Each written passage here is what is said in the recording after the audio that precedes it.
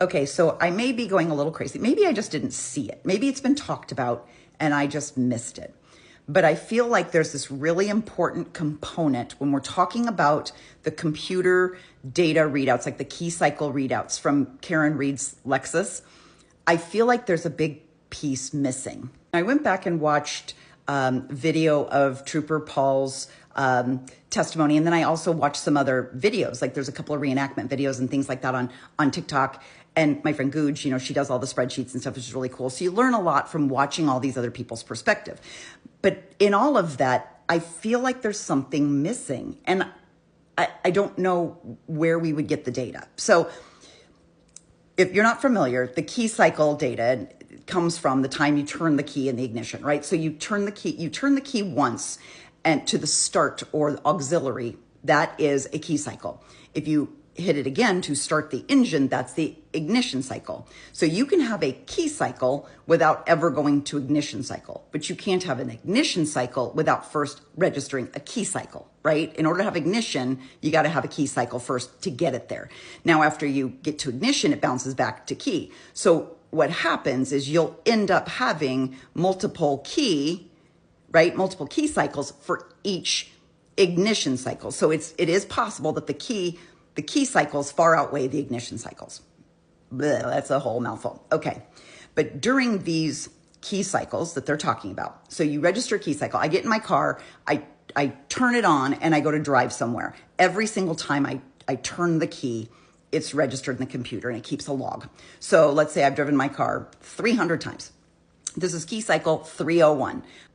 I get in my car to drive someplace, and the time that the key was turned to the time that the key turns off, that is the period of time that's measured during that key cycle, right? So it's kind of basically from start to finish.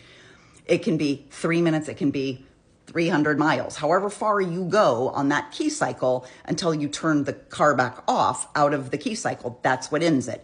So there's data that's collected in between, particularly if there is a trigger event. Now, a trigger event is, my understanding of it is that a trigger event is something that is kind of an anomaly that might occur during that time. So you're just going down the road and you're going a certain miles an hour and you're just going a long stretch of drive. There's not going to be any anomalies. But let's say that an animal runs in the road. So you hit your brake and you swerve a little.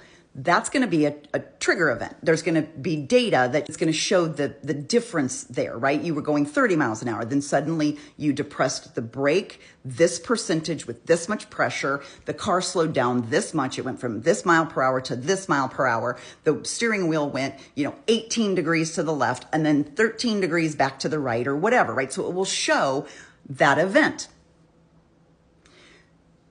But what if the trigger event isn't just some little correction, like brakes, swerve, done, I'm back on my path? What if during that trigger event, the vehicle's safety protocol was triggered? Like, think first of a big situation. If you're driving down the freeway and a car cuts in front of you, you slam on your brakes, but you can't stop and there's a collision, right? The data would show that trigger event where you slammed on the brakes, you tried to swerve, it would show that data. And then I assume it would show something for the collision, but I would assume there was also, where's the data that the airbag opened, right? It feels to me that once the safety protocol kicks in, that doesn't appear on any of the key data. And maybe I'm just not looking at somebody who's ever been in an accident, but it feels to me like, where would that be in the data? Where do you see impact? Where do you see the computer telling the safety system, do this, do this, do this, right? Her car, I'm sure, had a collision avoidance system or some sort of alert systems to avoid hitting things. So when you go in reverse, sure, the car's in reverse. You can measure the speed with which the tires are turning. You can measure the distance that the car is traveling. You can measure the steering wheel. You can measure all of that. But once you get to the point where the camera picks up an object behind you, like a 200-pound man that you're about to hit, computer, I would think, would trigger the safety features, and the safety feature would be that beep, beep, beep, beep, beep, beep, beep, beep, beep. And then on mine, my screen has like green lines, yellow lines, red lines, and then everything starts flashing. So it would trigger that. Now, my question is, where in that trigger event detail does it show the actual, like it shows us what the car did. The car slowed down, the car sped up, the car turned left, the car turned right. It shows us that. But it doesn't show us what the features of the car did, what the cameras and the alarms and the sounds. Where's that data? Because I would assume that every time your car hits something, there would be a record of at least, right? Like, I feel like maybe not every time your car goes beep, beep, beep, beep, beep, because mine does that all the time because I'm really bad at reversing into my garage. So it's constantly beeping at me. But you would think that if you hit something, that would come up on a report. Like maybe not the trigger event report, but someone would know to pull the safety enhancement, like the safety feature data, right? I've seen in like court cases where people sue like the airbag company because the airbags didn't deploy. Or they deployed too late, right? And there's record of saying, well, you know, the collision happened at this time and the airbag didn't deploy till this time. There's record of those safety features being activated. So if that key cycle that they're talking about, I think they say it's 1162 is the one that they're saying was when Karen hit John.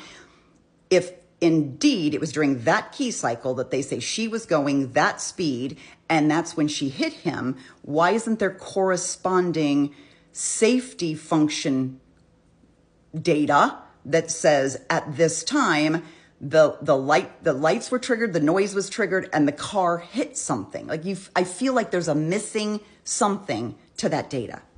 Because I don't think your luxury vehicle with all the bells and whistles would let you hit something, a 200-pound man, hard enough to throw him in the air where he came down on his head, and there'd be no record of it in the computer system.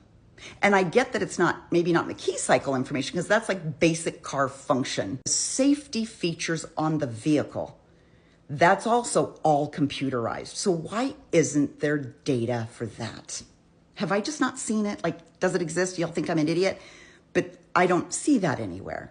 And I would think if that existed, then you could say, see, here's the key cycle data where she was doing this, and it just happens to perfectly align with the safety data that shows, see, here was the warning at this speed, at this far away, here's the warning. Here is where it triggered the sounds. Here's where it triggered the video. Here's where it triggered, the last alarm. And then here you feel the car go like this. There was an impact made, and here's the point of impact. You should be able to line up those two data streams to prove your point. Why isn't there the safety data? Someone let me know.